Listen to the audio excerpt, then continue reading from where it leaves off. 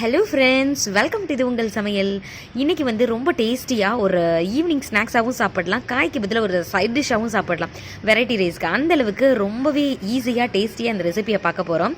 இது வந்து குழந்தைங்க கூட 3 வயசு குழந்தை கூட கையில் எடுத்து ஆசையாக சாப்பிடுங்க, அந்தளவுக்கு டேஸ்டியாக இருக்கும். சரி வாங்க, டைம் வேஸ்ட் பண்ணாமல் இதை வச்சு என்ன செய்யலாம்னு சொல்லிட்டு சட்டுன்னு பார்த்துடலாம். ஒரு பவுலில் 1/4 கிலோ அளவு கோவக்காய் எடுத்துக்கலாம். கோவக்காய் வாங்கும் பொழுதே பிஞ்சாக இருக்க மாதிரி பார்த்துக்கோங்க, சின்ன சின்னதாக இருக்கணும். அப்படி இருந்துச்சுன்னா உங்களுக்கு காய் நல்லா இருக்கும்.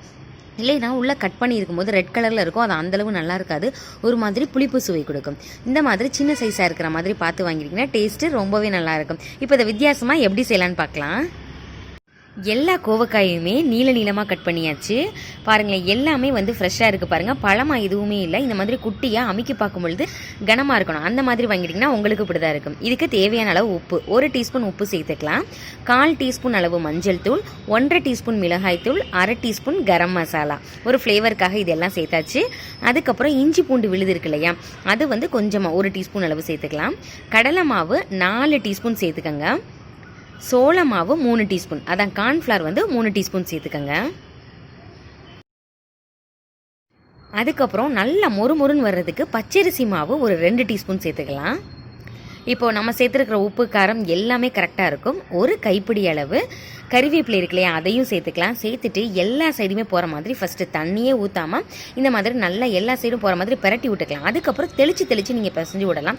இப்போ எடுத்து இல்லையா கையில், அந்த மாதிரி ஒரு 2 கையளவு தான் தண்ணி தேவைப்படும். ரொம்ப தண்ணியாட்டம் இருந்துச்சுன்னா நல்லா இருக்காது. பாருங்கள், நல்லா பிசைஞ்சாச்சு. எண்ணெயை அடுப்பில் நல்லா சூடு பண்ணிவிட்டு இது நம்ம பொரிச்சு எடுக்க வேண்டியதான். ஒரு கரண்டியை எடுத்து கூட நீங்கள் போட்டுக்கலாம். நல்லா வெந்ததுக்கப்புறம் இது என்ன ஆயிடும்னா நல்லா கிறிஸ்பியாக தனித்தனியாக பிரிஞ்சு வந்துடும்.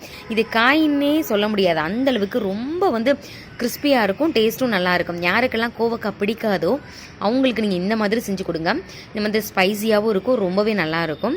நல்லா வந்து ஹை ஃப்ளேமில் வச்சு நம்ம பொரிச்சு எடுத்துட்டோம்னா மொறுன்னு இருக்குங்க.